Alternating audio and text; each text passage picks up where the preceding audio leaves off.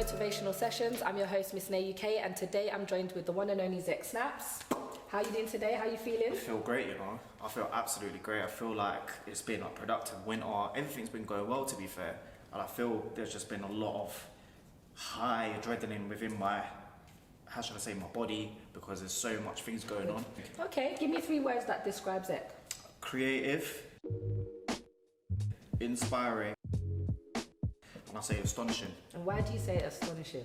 I say astonishing now because I think recently the tours I've been doing, so let's just say like with M Honcho, D-Block Europe, just doing the campaigns recently with the whole Davies campaign for Pause, you know, shout out Pause, very, very sick shoot. Big up RT and everyone for hooking that up. Just like the momentum building from it and seeing the quality and just experimenting new styles and everything, I can finally say to myself that, you know what, I'm actually quite an astonishing person creatively, because now I'm delivering so much quality rather than the quantity. I think you've obviously had your own self-doubts, you've gone through things in terms of you speaking about your mental health and previous things. And how do you think you are at this point? Are you managing that much better? Do you have the right support around you? How are you feeling about that? Summer, I had it crazy. Like, it came to a point where suicidal thoughts kicked in at its finest, and it was just one of those ones where it was a blessing from God, because if God didn't send my dad to come in at the time when I was in my kitchen, when I was about to do something stupid, it would have been a very different story. Yeah, very, very different story. And I honestly, like, I'm always thankful to like God, and just always now making sure like I'm more woke to the situation. So ever since that, I've been like going counselling for like 16 weeks. Shout out my counsellor, she's amazing. Like, she's absolutely amazing. Like, big her up. Girl like Sarah, you know how Sarah. it is. Yeah, no, it's because you know what it is. She's from our country, so fun fact is she's half Jamaican, half Iraqi. So her dad, yeah. So she knows, because her dad's Iraqi, and she knows the stress that her dad puts her through, for like the job she's doing, the questions, everything. It's not even just about the parenting thing as well. There's so much inner things and inner doubts that hold you back through mental health, and I feel now it's starting to become more known throughout the times. I mean, even the creative industry, Rams, we saw what happened to him. Shout out Rams for like now speaking and doing a lot of like inspiring stuff. Stormzy went through it as well, if I do remember. A lot of people in the creative industry have been through it. I think it's the great thing about the industry is that we have the voice to speak for and share that side of things. But there's a lot of people, like you said, that are normal people, everyday people that are going through it and have no one to turn to, are not too sure where they kind of fit in right now, their purpose. And I think it's really important for a lot of these artists, public figures, to speak on things that they're going through, so that people know that they can relate to them. And I think people like yourself telling your story, it's really brave, and you know, it's appreciated. Yeah, I think working out, I think training your body and your mind is beautiful. Go to other countries to explore, and whatever you're going for in life, like a hobby or something you're interested do what in, you love. Explore it furthermore. Like with photography, there's endless things that I can do from it. Not even just photography, like even next year, I looked at different avenues. I'm like, I need to jump into my art directing side. Why have I got an art directing, graduation degree? And I'm like, I need to, I'm like, I've got all the links, mix all that into more next year. I've said to myself, why do I might even try to jump into the A&R thing and that, because I've got so much thoughts and so much knowledge about music. I see every day what's happening with the music scene and the growth of it. Right now, who would you name your top 5 in the UK right now, currently? D-Block. Right, 5 names, that's all I want. D-Block, Dave, J Huss, Stormzy. Do you know what, yeah? I would have to include Heady in that. Okay, we can go with that. That's your 5? Yeah. We'll stick with that, we're happy with that? Yeah? Yeah, that's current. That's but current. All time is different. Okay, I'm happy with that. And in terms of going into 2020, who do you think are the, I'm gonna say 5 to watch? 5 to watch. Brenya, definitely. Darko, she's another one, I think. There's a guy called, what's his name? I think T-Way. Okay. Yeah, he was on the Top Boy track list, and he's got a song called Honda. That's been good. He's 3rd. JB Schofield. Okay. I think JB's gonna do very well the next year. And your last but not least? I would not say he's one to watch out for, but I feel like he's got a lot of unanswered questions to answer to people, and he's been in the scene for the longest. Tiny Boost. Boost. Like, I love what Boost, I mean, his recent mixtape that just came out, very underrated, and I feel like everyone needs to go. Everyone needs to take that in. Take it. Like, Okay. if you want to know about Boost, that's his story. Okay.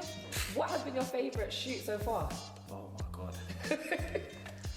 Right, if I have to break it out like this, it would have to be for tour, shoot, well, campaign shoot, album project. So I'll say editorial. So for editorial campaign, I'll say Davies recently. Those shots were fire. Insane. Insane. I love that. Listen, shout out Dave, man.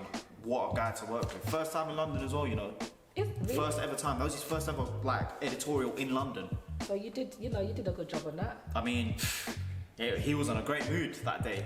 So Dave, in terms of behind the scenes for music video, I would say, oh my god, this one's a tough one. I would say the biggest one I've done, or the one that had the maddest features, was that GRM link up with Scraps, AJ Tracy, Asco, Crazy who are Avellino on it. Crazy. That it was like all over the place. It was like one end to another. Then you go to that end, and you go to that end, and you've got to film on this day. Kept you running, kept like, you moving. I've got some unhidden gems from that shoot. I'll say that. In terms of like album campaign, I'll say J Hus's Big Bang EP. I think that was very, very sick to work with. In terms of tours, I would say the top 3 tours, in no order, would be Hardy, M Huncho's tour.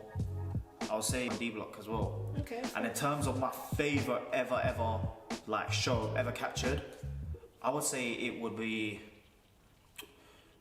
the Migos show, because that's where things blew up. Especially, don't know if you remember, I did that crazy like montage video thing that went on the BT Awards and that. That was insane. And they reposted it and they tagged me. Obviously, shout out Mango as well, because he was involved in that heavy. Like the edits we done for that, and especially his style of edit and his master plan was amazing. We executed that to brilliance. Been pretty busy as an understatement. Yeah. What can we expect from you in 2020? Becoming more of an advocate for mental health, I'd say, because I think that'll be a thing where I could get into people's state of mind and psychologically understanding their problems. Like I recently just had a talk in Notting Hill Academy. The amount of positive responses I got. I had emails after emails from my managers. Zek, this girl wants to know like how can she be feeling better, blah blah blah. I had some mad stories that I was going through, and you know what? I said to myself, like, I'm so happy that my story gave them a certain similar relation to their story of what they're going through in life. One other dream, obviously being on the Forbes as well as an aim. Okay. Being on the Forbes would be sick. Another aim as well will be to go back home and open the first media school for 16 to 25 year olds. And when we say home, we're talking about like Iraq. What do you think in terms of one thing that you'd have to change in the world? What would that be? One thing to change in the world would be giving access to people that couldn't have the opportunity I had at first. Because I'm talking about children that are in poverty, kids that want to do something aspiring, something that's suited towards their goals and objectives in life, and just giving that opportunity towards them. Because every day I say to myself, like, do you know what, like, I'm thankful to be where I am today. Not a lot of people would have had the opportunity to be where I am. A lot of people would die for that. Even when I went to Ghana, so much wake up calls, just seeing like the people hustling and grinding for like 5 a.m. It's just seeing, even though these people live through poverty and deprivation, They've got quality of life. they said to me, there was one thing that one guy said to me, was that even though people see us within the media like this and that, in our sense and in our own world, it's freedom to us. So it's very just, privileged. So. yeah, it's a beautiful thing. Well, thank you for taking the time today and No sitting down with problem. me, No taking problem. time out your busy schedule. No, it's always And hard. I hope to see you in the chair soon. Food. Thank you guys for watching another motivational session. I'm your host, Miss Nay UK. Make sure you're following us on Instagram, liking, commenting, and subscribing to our channel. I'll catch you guys in the next one.